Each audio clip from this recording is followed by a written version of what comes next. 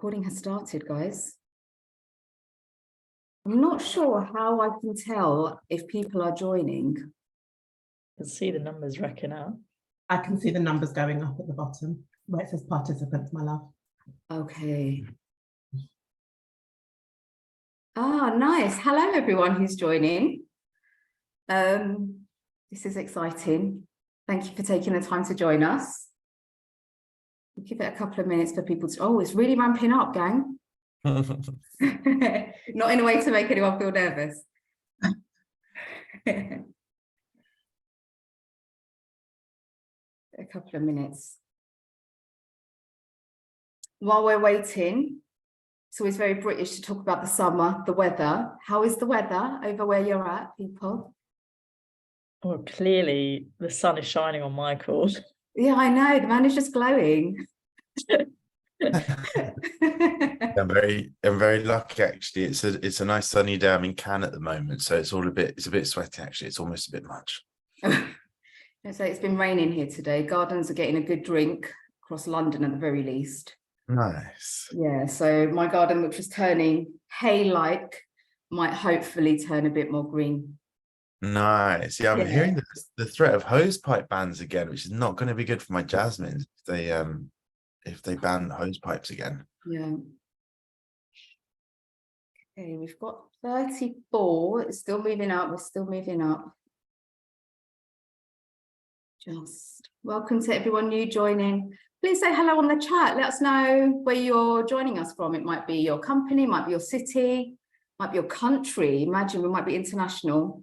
We'd love to hear, we'd love to see. It's 13:02, so I'm just going to make a start because I feel like we've got quite a lot to get through. So welcome, everyone. Thank you so much for joining the Colour of Research Intersectionality webinar. We're going to be leaning predominantly into the space where people of colour meets members of the LGBTQ community. Like I said, we've got quite a lot to squeeze in, and our panel will be talking on a few areas for about 45 minutes or so, and then we'll have a Q&A at the end. So have a think about any questions you'd like to ask. I'm not sure if you can type them up during the chat as well. Perhaps, guys, if you see something that sparks a response in you, please do feel free to answer that question. My name is Cunliffe. I'm co-chair of Colour of Research, and I've been working in the market research industry for about 20 years, and 14 of them have been here at TCB Research, working in operations. Just so you know, I've got notes all around me. So if I look like I'm looking away, it's just because I'm checking my notes. It's not where I'm distracted. I'm going to hand over to the panelists now so that they can introduce themselves. I'm just going to go in the order that I see you guys. Sabrina, you're up first, my love. Hello, everyone. I'm Sabrina at Trinquetel. I am sales director at Measure Protocol and also co-chair of MRS Pride, and also sit on the EDI Council at the MRS, but currently on mat leave, so currently not doing any of those things, currently just feeding and changing nappies and trying not to show up with any sick on my top. So that's me. Thanks, Sabrina. Michael, over to you, my love. Hi everyone, hello, I'm Michael. I lead the research team at Universal McCann, which is a media agency, and I am very lucky to be co-chair alongside Sabrina of MRS Pride. That's me. Thank you, Michael. A good MRS Pride contingent there. James, over to you. Hello, everybody. My name is James McIver. I am the operations manager for MIS Group. I've been in the research industry for 4.5 years now. I don't have any extracurriculars, which is really sad. I would love to be more a part of that, but I haven't had an opportunity yet, so maybe that'll change after today. Thanks very much, James. Danny, over to you. Hi everyone, I'm Dani. I'm at PA Consulting. I'm a Res Ops practice lead. We were Sparkler, we're now PA Consulting, and I have been in the industry for give or take 16 years, all the way back when I was doing my A-levels and worked in a telephone catty centre right up to today. So I've seen it all, give or take. Thank you, Danny. And over to you, Rosie. Hi everyone, my name is Rosie Googie, my pronouns are she, her, and I'm an inclusion consultant at the Unmistakables. So what we do is we embed inclusion within organisational structures and marketing processes, and it's all powered by inclusive insights. I'm trying to think about what my extracurricular is. I am taking a master's in social change and ethics and also sit on the advisory board of Stronger Stories. That's a little bit about me. Thank you so much, guys. Let's get into the meat of it then. So we know and we can see that there is a lack of diversity in all respects across the board, not just in market research. And equally, we're aware of how beneficial it is to see a variety of intersectional people visible and steering decision-making. Thinking about the industry specifically, what do you think that the industry, as well as company leadership teams and the C-suites within companies, need to ensure that their decision makers include a decent representation of the LGBTQ+ community? Sabrina, I'm going to point that towards you first. Yeah, I think I think things have probably gotten better. So I guess in terms of representation across the board, in particular gender and potentially ethnic minorities, I've seen kind of an increase across SLT and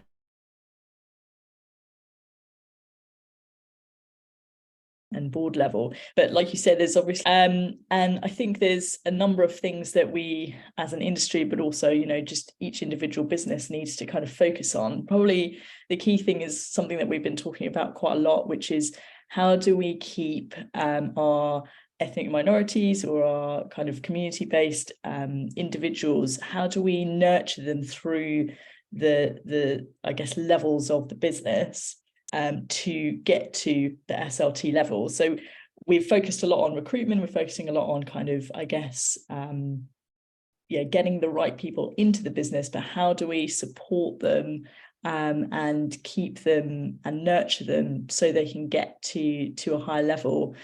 And one of the interesting concepts actually that I was speaking about with someone the other day is actually around kind of reciprocal mentoring.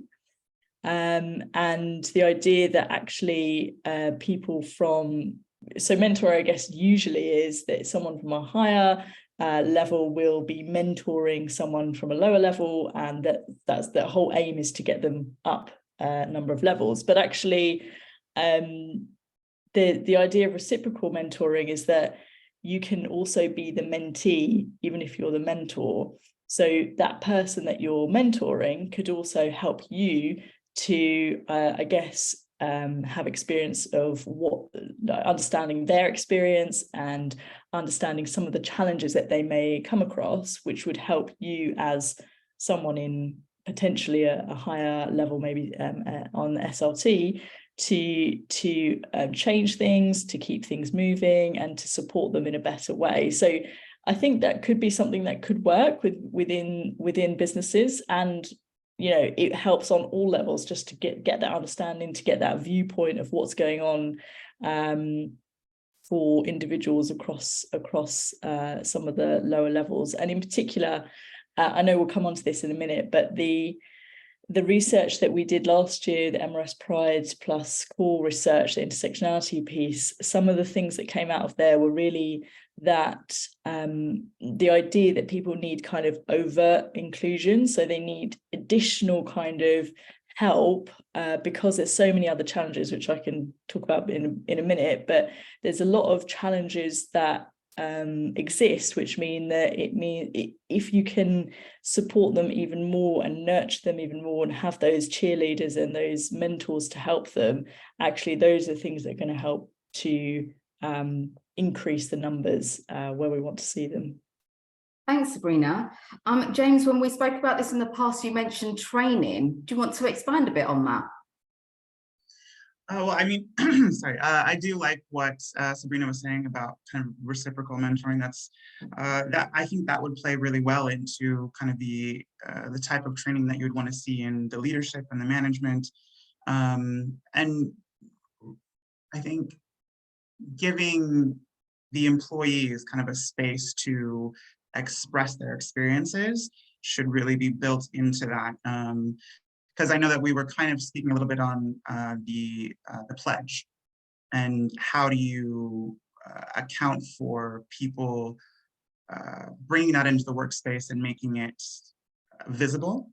And I think a big part of that is kind of having almost, and I hesitate to use this, but like kind of this almost like a AA session, but like not that heavy. Like something where you have almost a roundtable effect of opening up the discussion and giving people a comfortable space to really talk about their experiences. And that way, I think management can have a better sense of what your personal expression is, and also what your personal experience is within that workspace, and then kind of build it from there. Thank you, James. That's brilliant. Sabrina, you touched on this a short while ago. A few years ago, MRS Pride and CORE teamed up when we done that fantastic research piece about intersectionality. Yeah. Is it a few years ago already? Oh my God. I feel like it was, yeah, it was. It was during COVID times. So we'll relink to that recording on LinkedIn. It was a fantastic piece, and we heard from individuals that felt that they didn't feel like their work space was psychologically safe for them to be their true selves. What do you think companies and our colleagues can do to support our queer and non-binary and transgender workmates? I'm going to put that to Danny. I think it kind of alludes to things that have already been mentioned, and I think this like emotional and psychological safety is really important, and I think it's getting beyond that layer of tick boxing and sort of lip service. I think with sort of representation comes exposure, comes vulnerability. I think it would be great to see maybe some more sort of like active allyship, and going back to what Sabrina was mentioning about the kind of extra challenges that some people might experience. I mean, there's a huge emotional load that comes with masking and code switching, which has been done for a really long time. And so now it's not enough to just kind of potentially like thrust certain things into the open. I think it's, taking it an extra level. Like, is it just that, for example, people having a sentence at the bottom of their CV saying we're an inclusive company, or saying the right things at pitches, or having the right images on our decks? Like, I feel like we've got that bit down, but is it, embedded in the sort of like day-to-day that means that those of us that are from any lesser heard audiences do have that emotional safety, and then therefore the opportunity to thrive in the workplace? Thanks, Danny. Rosie, you spoke, when we spoke earlier, you spoke about pink washing. Talk to us a little bit more about that.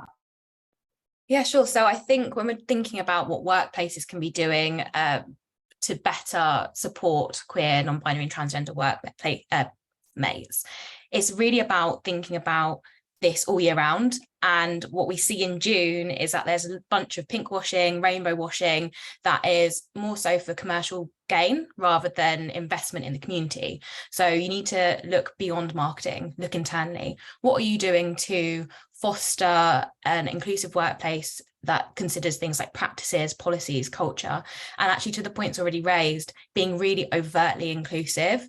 We recently did a report called the DNC report, which stands for Diversity and Confusion Report, and it found that I think 25% of queer people don't feel comfortable talking about ED&I or even like their orientation or identity.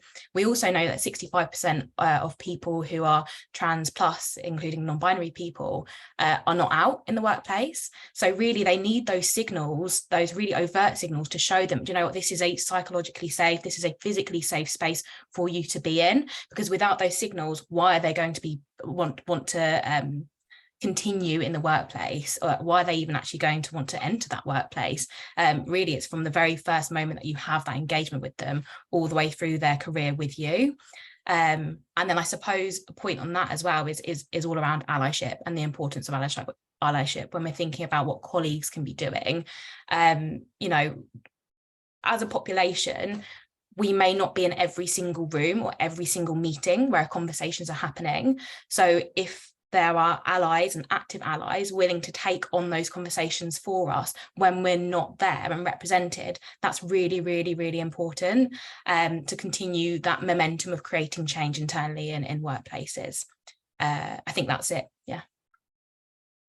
Thanks so much, Rosie. I just wanted to add, sorry, Yeah. do you mind if No, not at all. No, because I was just looking at the EDI survey that we did for the MRS last year. and just what you were saying about allyship, I think that's really important, because we found that 2/3 of people, so 2/3 of the people who took the survey were willing to be an ally. And I think there's two things there. One is, what does that mean to be an ally? Like, and how can we or other people, I guess, help to kind of arm allies with the right tools and what they need to say in those meetings and what they need to do, and also give them like permission to do that as well. Because I had a conversation with someone a while ago, and straight white guy, and he was like, I'm not part of these minority groups, so I'm not going to go to, for example, MRS Pride or core events or something like that. And I was like, well, actually, you're exactly who should be, in those events, because that's going to help you and us kind of get on the same wavelength. And I guess, not to be negative, but there was 30% of people who said they wouldn't want to be allies. So what can we do about that group of people? I mean, that might be the harder stone to push up the hill at the moment, but it's something to think about. How do we really help them get into the room, into the conversation at least, and start thinking about it. Thanks, Sabrina. Just talking about psychological safety, I imagine everyone here on the panel has been on the receiving end of some form of microaggression. It can be quite difficult to manage or challenge.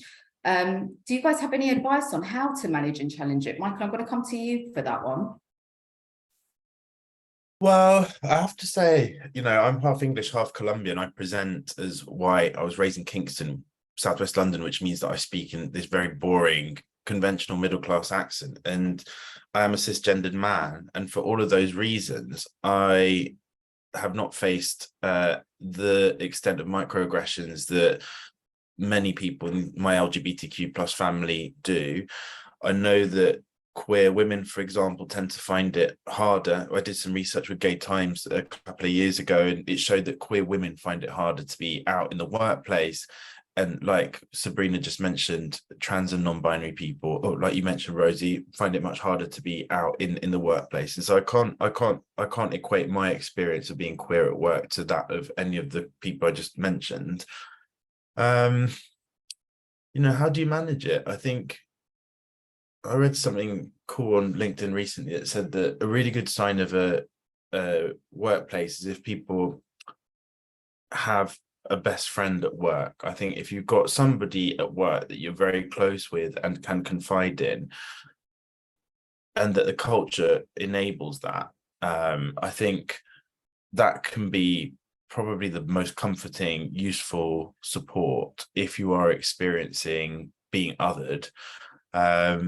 I think, creating a culture where you can give feedback to senior people around microaggressions, which is about having a safe culture, I suppose. I think, I think having a safe culture where feedback is welcomed and people are not punished for giving frank feedback on the culture. But I guess even more than kind of, flagging things and taking them to senior people, I guess a safe culture lets you speak to the person directly and say, hey, colleague, what you said doesn't really sit that well with me. This is why I don't really agree with it. If we have this conversation again, I really love it if you could just maybe use this word instead, or whatever it might be. But yeah, it's a difficult one, I think. It's a difficult one because I think companies and in business at the moment, I think especially with hybrid, there's a huge pressure on time. I was just looking at my calendar the other week, looking at how many more meetings I have in an average week compared to pre-COVID. Hybrid is great. It's got lots of benefits, but it means that we're also stretched for time, and actually you do need time to be thoughtful about things at work, like creating a culture that is safe. And I feel like the pace of business at the moment across all different types of companies in the research sector is so quick that sometimes it can be quite easy to forget how important it is to build a culture that's really safe. Yeah, thank you, Michael. Is there anyone else want to add to that? I think the only thing. Oh, sorry. No, go ahead. No, you go, James. You go, James.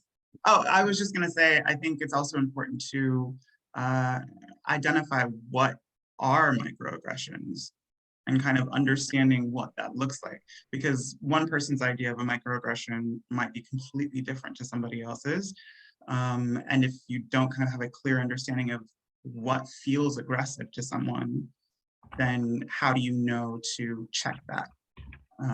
So I think it's really important to maybe kind of open those conversations up, and maybe even kind of implementing something where you include it in a, what do you call it? That, like the company handbook, for instance, where you kind of have language built into the how the company presents itself and what you understand the company culture to be, and saying, these are examples of what could be considered microaggressions, and then kind of, tailoring that to the training as well.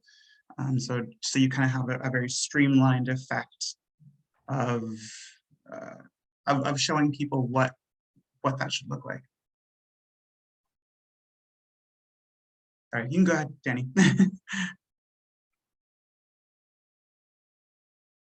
Yeah, no, sorry, I was just mulling over what you were saying then as well. I really liked a lot of what you said. And I guess the thought that I was just thinking was around this sort of emotional safety and onus not being on the person that's received the microaggression always to be the person to speak up about it, because I guess you might not always feel safe to do so. I mean, maybe the person that sort of said something is more senior than you, or there might be different things that are at play that can make that conversation quite difficult.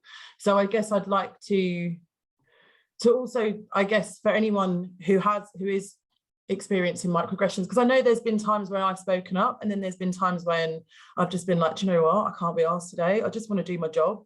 But then what comes with that is this sort of feeling of maybe guilt or shame that I didn't say anything, that I haven't stuck up for myself, that maybe I'm not also sticking up for other people like me or from other backgrounds that might be experiencing something similar. And you can kind of like spiral from there. And then, like Michael mentioned, you've got another meeting in 5 minutes, and then you have to sort of pull yourself together. So I think I'd like to just sort of see it flipped as well, that if, to James's point, there's some education around what microaggressions are, but if you're unsure, like ask, check in with people, having constant feedback loops, maybe things like that being brought into like line management check-ins specifically particularly as well for people that might come from a lesser heard audience. And again, that just to not to sound like a broken record, but to go back to that kind of thing of active allyship and taking the onus off of someone from a lesser heard audience. For example, if you're in a meeting and you see someone misgendering someone's partner, regardless of whether the person's whose partner, someone assuming someone's gender, regardless of whether that person is out or not, or in the community or not, what still happened is someone's partner's gender has been assumed in this space. And I guess, again, that kind of like active allyship, it doesn't have to be someone from the community in that room for that to be harmful behaviour, and recognising that there's a lot of relearning that's going on, and being able to take someone aside and say, look, regardless of whether or not there was somebody from the LGBTQ plus community in that meeting, I don't know if you realise, but you just assumed the gender of so-and-so's partner when you spoke to them. And hopefully just getting more used to that, and that it's not about, I guess, bringing each other down, but because we all want to do better. And hopefully if we can kind of like collectively agree on that, hopefully that also then becomes easier for people from lesser heard audiences to also be able to say, to speak more openly. Whereas I think at the moment it feels quite scary because the onus is on us a lot of the time to say, do you know what I mean, to educate. Thanks, Danny. That was really good points, actually. I think between all of us here, we've been part of the market research industry for quite a long time. So what sort of changes have you guys seen since then? Michael, I'm going to come to you first. I mean, in one respect, there's been lots of really positive change. I think MRS Pride, not to sound too full of ourselves, but really proud of the fact that MRS Pride exists and the fact that it's kind of like doing cool events and that kind of thing. It's got nice momentum around it and a good energy. Core, wire, amazing, thriving, engaged communities with lots of different areas in which action is taking place, not just talking shops, but action, like really interesting work streams to make things better in the sector. So there is change. And wire has been around for a while, obviously.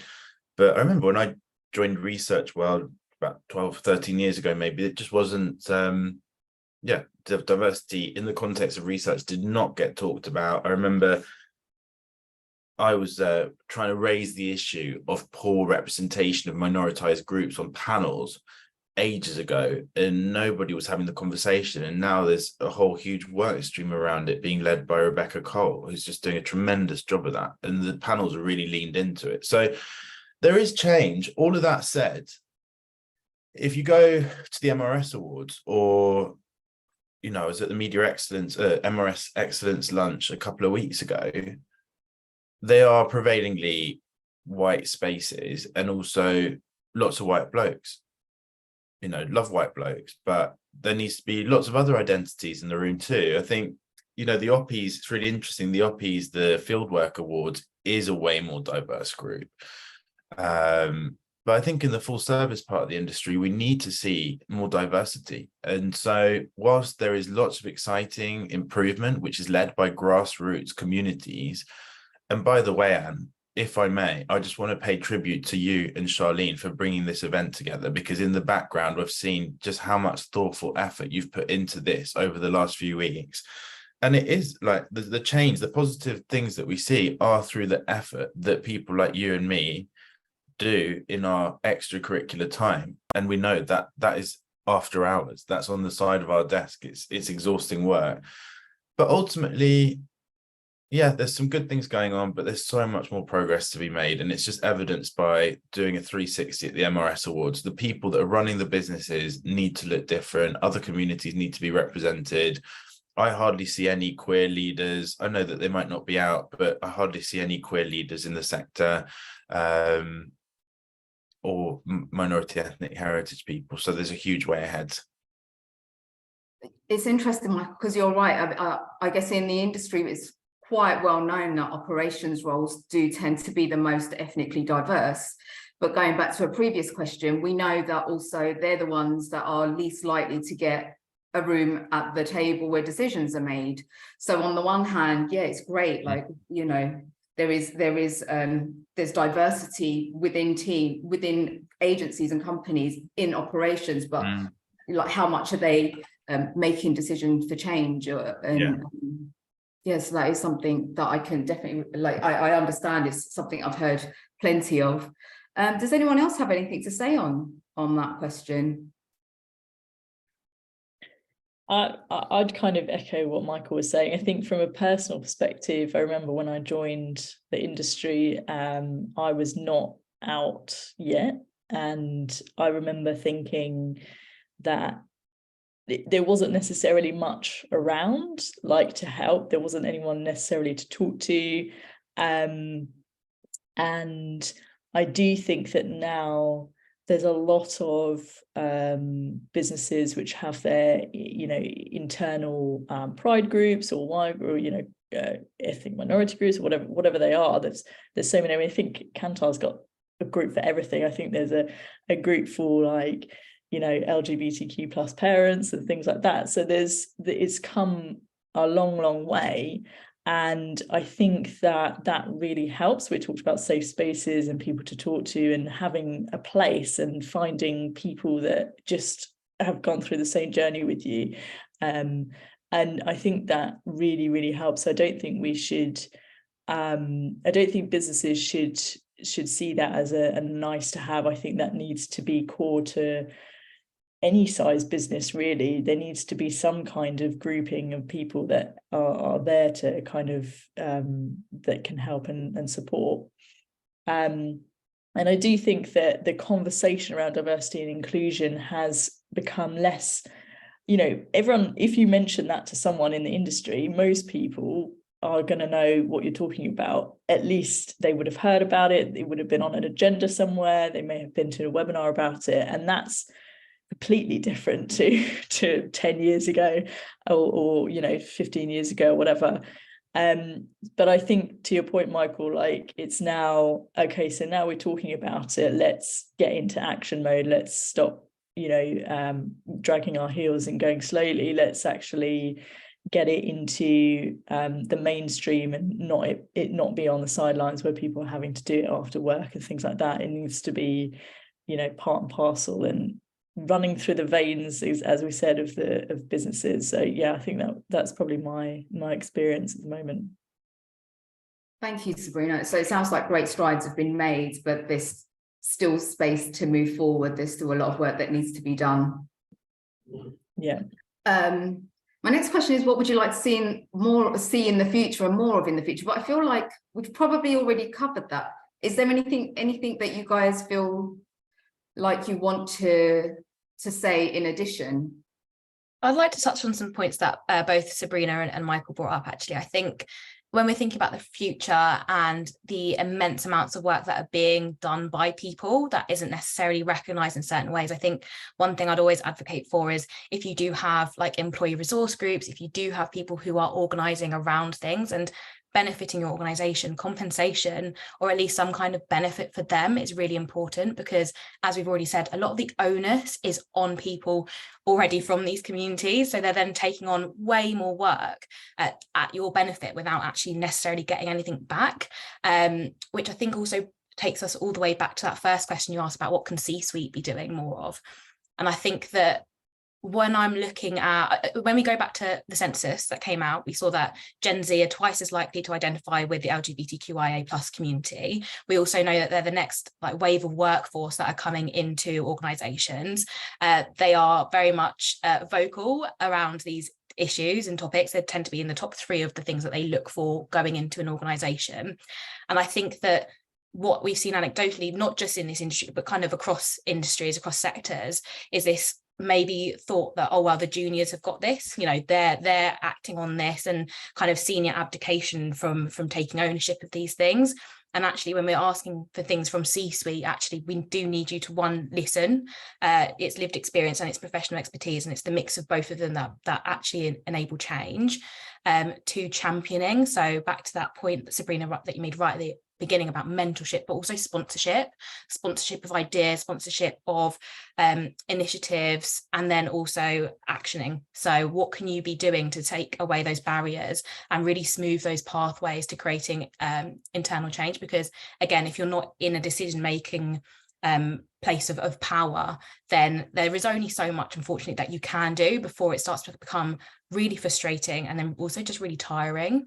So yeah, a bit of, in terms of what I'd like to see in the future, trying to take that exhaustion away from certain groups, still listening to their expertise, but also allowing them to thrive just also in their day job. Thank you, Rosie. Danny, when we were talking about this question in the prep that we done before, you spoke more about the lack of diversity in panels as well. Do you want to talk a little bit more on that? Have I put you on the spot? Yeah, no, that's fine. Are you in terms of like recruitment panels for surveys? I think, just if I may, before we move on to that, because Rosie, I think I really enjoyed a lot of the things that you mentioned, and I know when some of us were talking before, we were talking about accountability and how, like, where, I guess, a few things around, are there ways that we can measure progress in the industry? Are there any kind of like metrics or things that we could be doing? But also ways in which we can encourage accountability, again, taking the onus off of that those audiences to say, sorry, you're not, but you're not serving us enough, or having to do extra work. And I know one of the ideas that was thrown out, and it not to be, you know, I don't know if this is necessarily right for the industry, but something, you know, beyond things like the MRS pledge, which I think is great, but like, how could we take that further? Is it something, you know, like a B Corp, or where you sort of, you don't just pledge, but you have to show, you have to demonstrate what it is that you're doing. What is the profile of your employees? What does retention look like? What, you know, trainings are happening? Also, maybe even things like this, like who's here, who's at this panel, what are our C-suite people going? I think it was Sabrina who mentioned earlier on about, you know, they're the people really that we need sometimes in those meetings and in sessions like this, for example. So yeah, I don't know, maybe like a bit of a tangent, but there was just a lot of sort of lights that you sparked off with things that people were saying that I wanted to get out. But yeah, to the other point about panels, yeah, I know Michael mentioned that there is some great work that's being done in the background, and I guess at the moment, I mean, I work in qual, so I'm not that involved in quant, but I'm very aware that often there's a lot of pushback because it's too expensive, or it takes too long, or it's too difficult, and like Rosie mentioned, you know, and like the census sort of showed recently, like we know that those audiences are out there, and I guess it's more yeah, what are panels doing, and maybe even us as an industry as well, to build trust with different communities, to, again, I mean, it's not just safety at work, but maybe like how safe you feel divulging, you know, information in a survey, which especially, you know, some members of our community, you know, questions around things like gender and sexuality, and yeah, I think yeah, there's maybe some more work that can just be done around that at all touch points, including when participants are taking part in surveys, when they're signing up to panels, like, is that yeah, being sort of thought of and carried across, I guess. Thank you, Danny. Does anyone else want to share their experiences about like getting these respondents onto panels? I just wanted to just quickly mention, it's basically what you were saying, Danny, but Kenny from Clearview Research spoke about this a little bit at the MRS conference earlier this year, to keep thinking about what date it is. And he was quite I mean, if you can go back and listen to what he was saying, he was quite strong in terms of saying that, you know, there's no excuses anymore. We should be able to find, like you said, these people are out there, and what we haven't done as an industry is engage them in the process and engage their communities, and actually going out there into the community, speaking to people, getting them on board, getting them to understand what the research is all about, bringing them along the way, you know, those kinds of things. It's more effort, and it's not what we're used to, because we're used to kind of like plugging in some numbers in from a panel somewhere, but actually it's going to probably help everyone in the long run, because you'll build up more stronger kind of panel members or community members that you can feed from, and also they're more likely to, you know, take part and speak to their friends and family and stuff about it. So I think there's something around that. I don't know what it looks like. It will probably take a few different types of people and businesses to kind of work out the best ways to reaching out to communities and like in that way, but I do think that, yeah, that was a really interesting idea from Kenny. Thanks, Sabrina.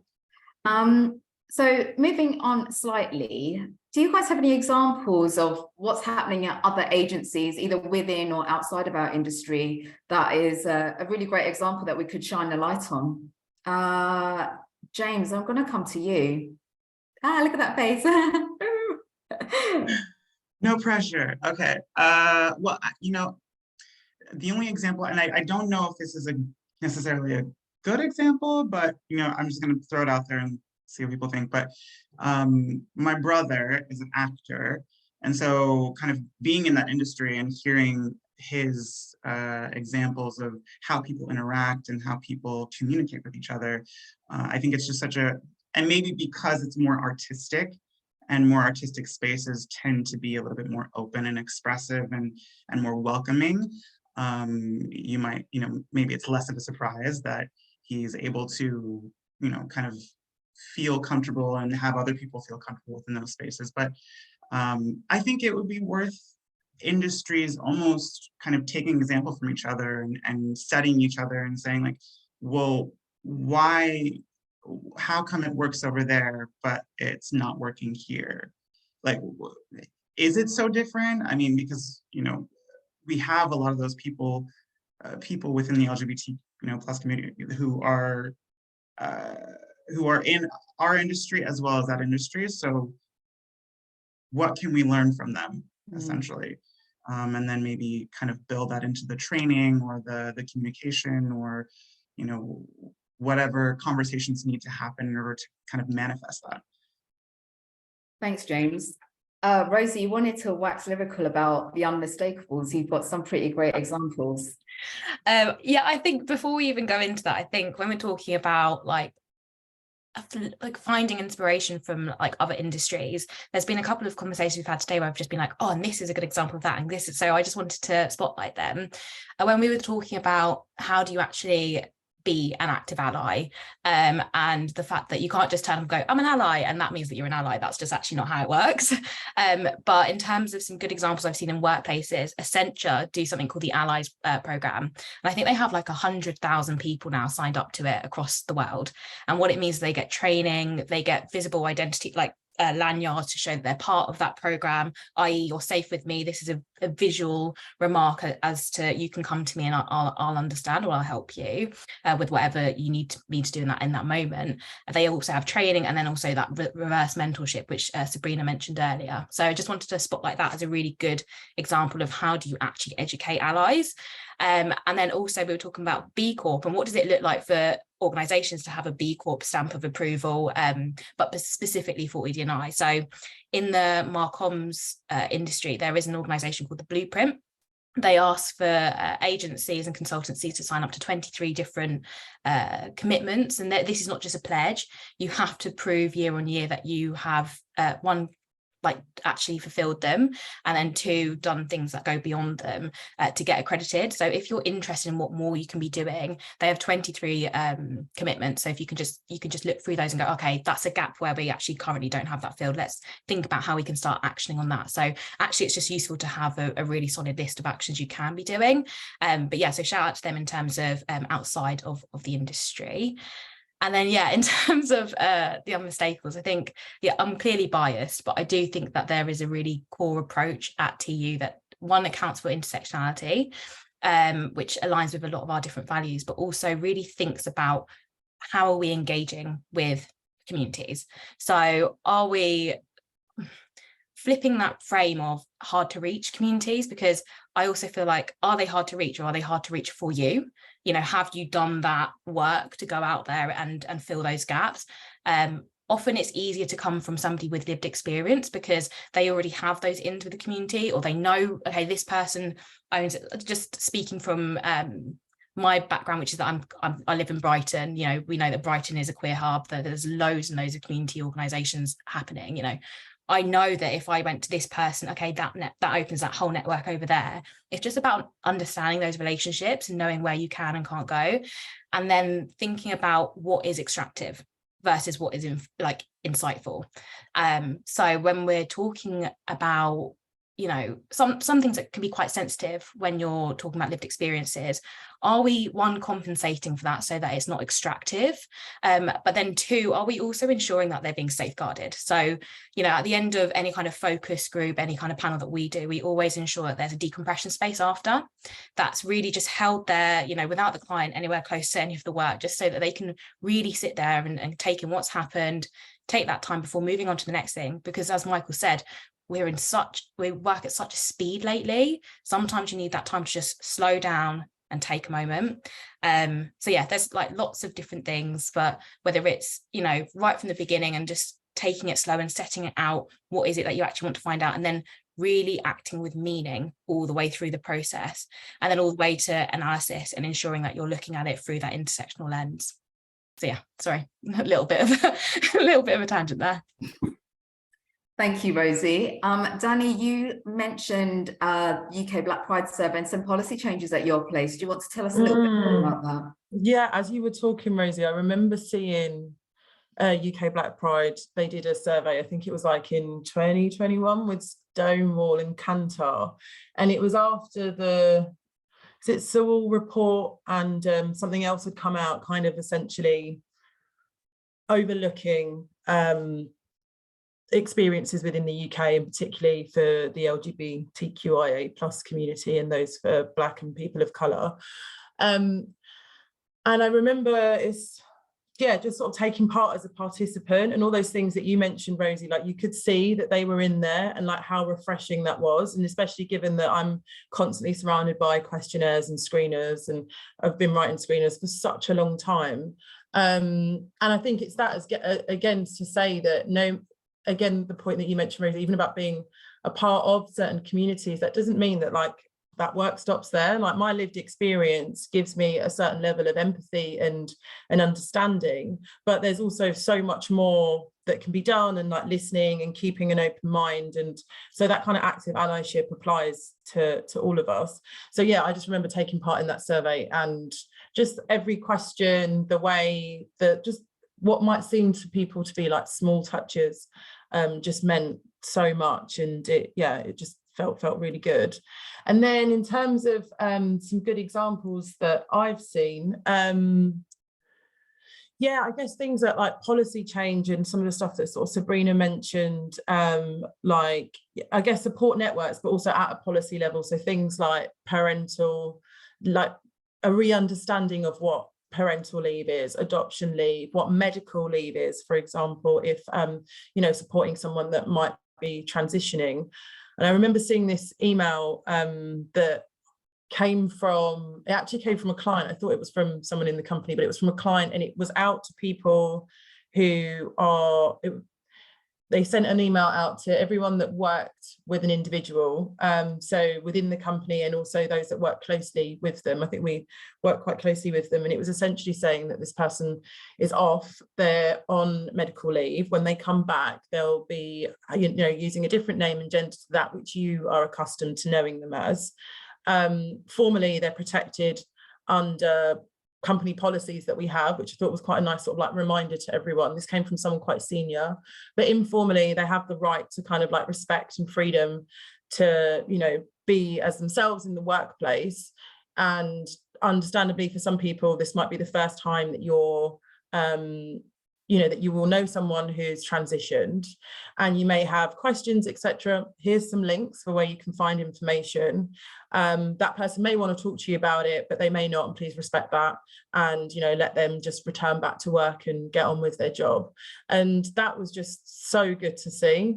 That's such a fantastic example, Danny. Like this is the second time I've heard it, but I love it as much now as the first time you said it. It's amazing. And Michael, do you have anything that you'd like to add from an MRS Pride point of view, perhaps? Have you seen any companies doing something and you're like, yeah, this we need to shout about? Or Sabrina, perhaps either of you guys? I think the vast majority, of the headcount in our sector work for SMEs or are freelancer people, even though obviously Kantar, like you say, Sabrina, is ginormous. There's just a huge swathe of our sector, which is smaller organizations. And so I think that is why MRS Pride has done really well, actually, because we exist as a kind of community and connection point for LGBTQ plus people across all different types of organizations. And so in terms of initiatives and activations within companies, I think, you see a lot of bringing in keynote speakers, which I think is a really great way of heroing voices from minoritized communities. At our place at UM a couple of weeks ago, we heard from a lesbian Paralympian, and it was just like incredible. And also I was so pleased that the programmers, the Pride team, chose a disabled person from the queer community to highlight, because I think it is about the intersections. And I think yeah, across the board, I'm seeing a lot more focus on the intersectional aspects of LGBTQ plus and the more minoritized and less heard from parts of the community.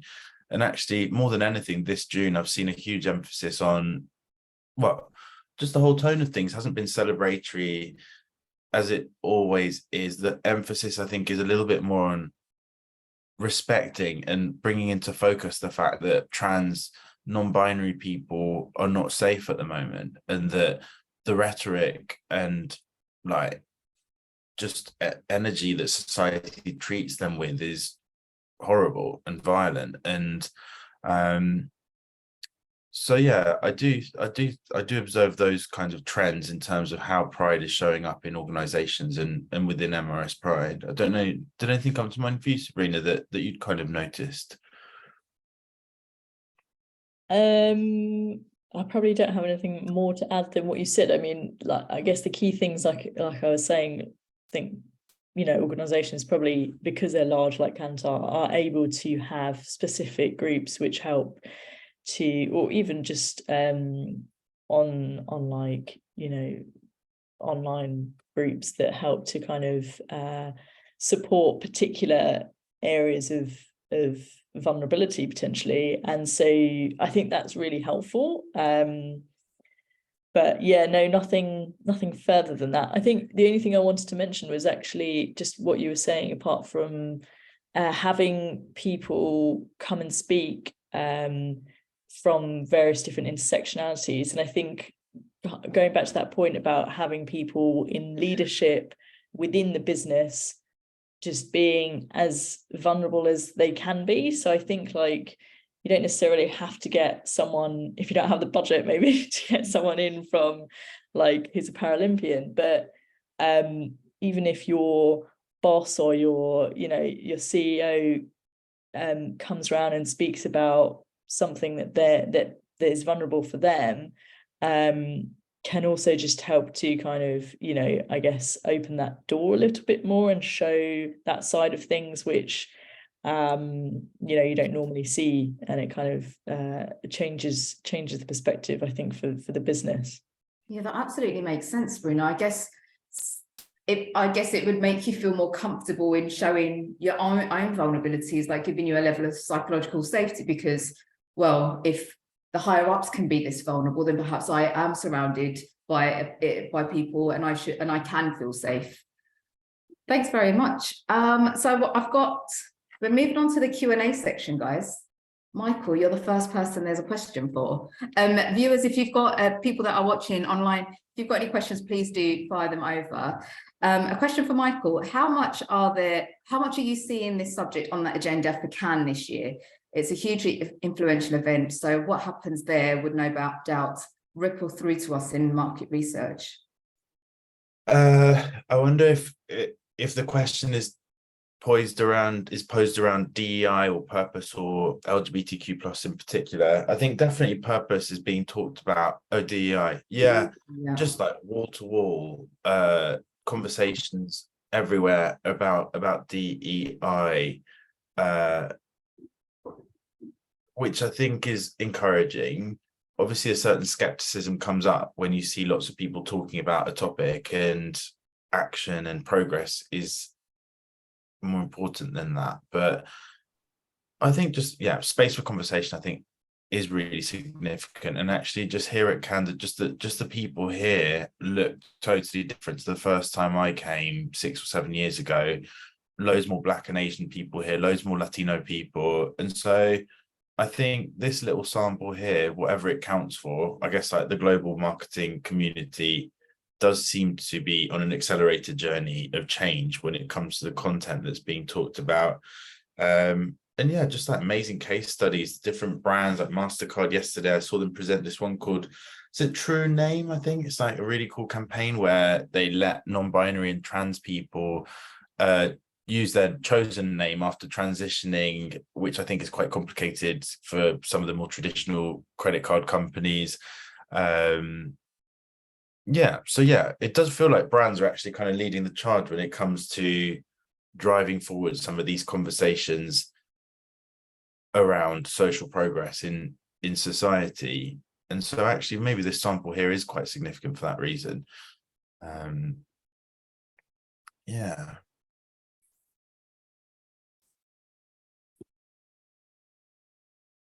And I think you're on mute. I'm on mute. Thanks, Rosie. We've got no other questions in the Q&A. I'm just going to have a quick flick through the chat to see if any questions are there. Doesn't look like there are. So I think I might, oh no, a Q&A has just popped up. How can we continue the conversation and create lasting change in the market research industry to better support individuals who are ethnically diverse and part of the queer community beyond Pride Month into every day? Who feels that they can answer this? I know you guys can all answer it. I'm going to pick on one of you guys. Rosie, I'm going to come to you. Thank you. I think, yeah, that's a hefty question, is why I was giggling, because there's a couple different things going on there, but a really important question. So thank you to whoever asked that. I can't see in the chat, but thank you for asking that question. I think, yeah, having it on cultural calendar moments are really useful for galvanizing support around specific things. But just a reminder that, again, Pride Month is only in June, and actually there are loads of other calendar events. If you are interested, there's a whole bunch of them. So if you need that to be used as a kind of mechanism to continue the conversation all year round, use it. Otherwise, there are some other things as well, which is like offshoot prides, alternative prides. You know, this isn't the only pride. There's loads of other prides. We've already mentioned UK Black Pride, specifically for those who are ethnically diverse and part of the queer community. I think keeping it on the agenda all year round also is about ensuring that you're communicating with the community all year round. You know, it shouldn't just be like, right, we're going to do this one campaign at this one moment, at this, you know, because that's the time we can. Actually, what are you doing to continue that conversation and think about, okay, MasterCard comes to you as a client and goes, okay, we want to get in on this, and you go, okay, well, how about we do this instead, and kind of guiding them to consider other options. I think what we've been finding is that, and perhaps it's because we're an ED&I consultancy and people are okay coming to us to be challenged, but we have found that clients are okay to be challenged about this. So if you feel comfortable doing that and doing that all year round, that's something that I would, yeah, definitely do. And then in terms of supporting your colleagues, I think there's also something really important about the phenomena of the only, quote unquote, is the sense that, you know, walking into any room, I may be the only queer person, I may be the only queer woman of colour, and that has a level of onus to fully represent all of those communities in the best way possible. And that could be really tiring, and it can be quite difficult, and it could be a lot of pressure, because if somebody asks me a question about something I don't necessarily know the correct answer to it can feel quite pressured. So I think it's about recognizing when you do see somebody who is probably classed as an only in a room and supporting them. I'm just going to keep coming back to this, but yeah, that active allyship piece of, you know, knowing when and how to stand up and support for your colleagues does a whole lot more than you probably would ever realise. Yeah. Thanks, Rosie. Beautifully answered. We've got 2 minutes left, so I think I'm going to wrap that up. Thank you so much, everyone who is online to watch this and being part of the conversation. Thank you to this amazing, amazing panel. Guys, you've been amazing. I've loved having all the conversations with you, the prep for this. I really think we've got some amazing gems in this. So I hope people are able to watch this back, send it up to your CEOs, your C-suite people, let's try and make some active change. The recording will be on LinkedIn, maybe later today, and also our YouTube channel. Yeah, so enjoy the rest of your day, everyone. And thank you so much. Thank you for making it so special and good. It's you guys that have done that. Thank you so much, everyone. Take care all. Thank you very much. Thanks, everyone. Bye, guys. Yes, bye. Bye. Bye.